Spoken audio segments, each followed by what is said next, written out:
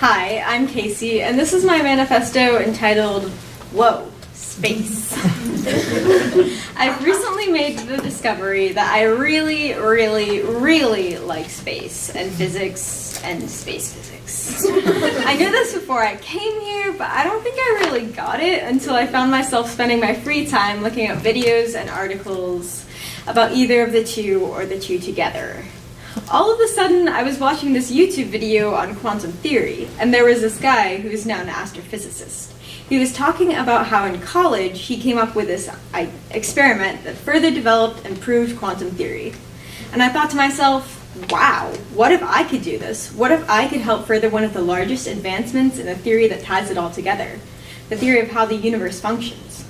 I knew that I really wanted to. I knew I wanted to make the biggest change, the biggest world shock that I could. Before I came here, I was this kind of awkward, nerdy kid who had no clue what she wanted to do with her life. And now I can truly say that I have an idea.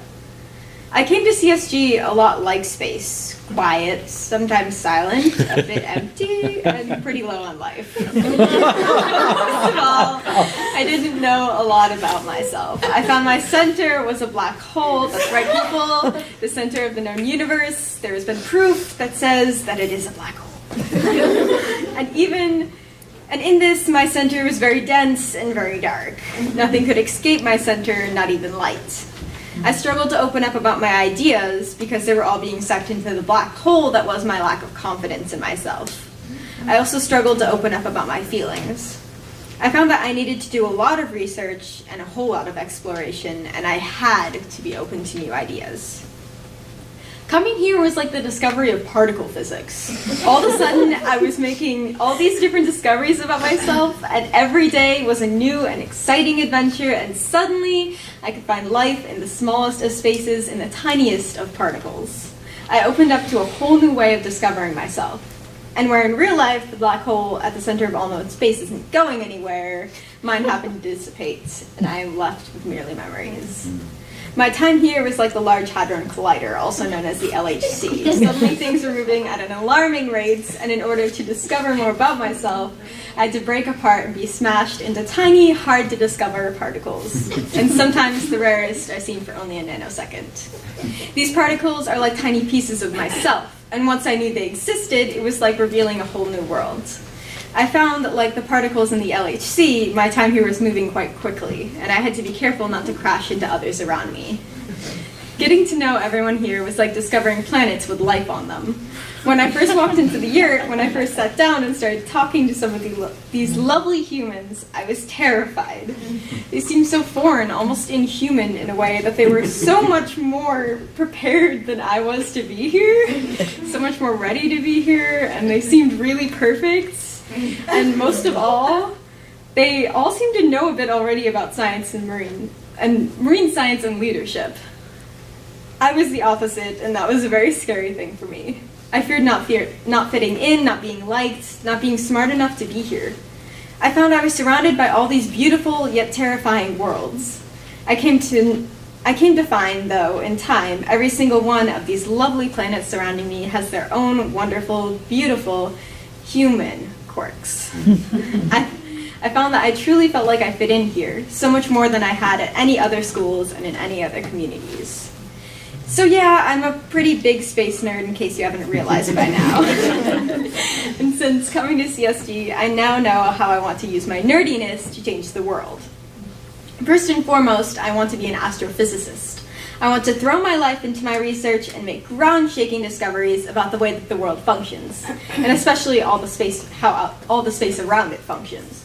I want to be as well-known as Stephen Hawking and continue his research and advance his theories. Secondly, I want to help teach other people. When I'm not out helping discover the universe, I want to help educate others about just how cool the universe we live in is. I hope to be doing this through becoming a professor.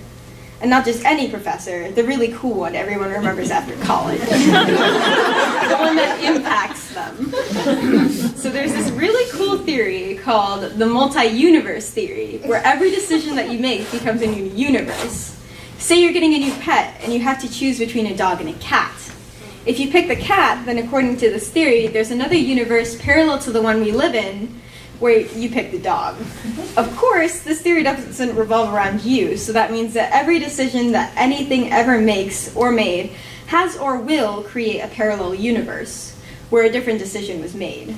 This creates an infinite amount of possibilities and an infinite amount of universes, but for the sake of time, I will stick to something more finite.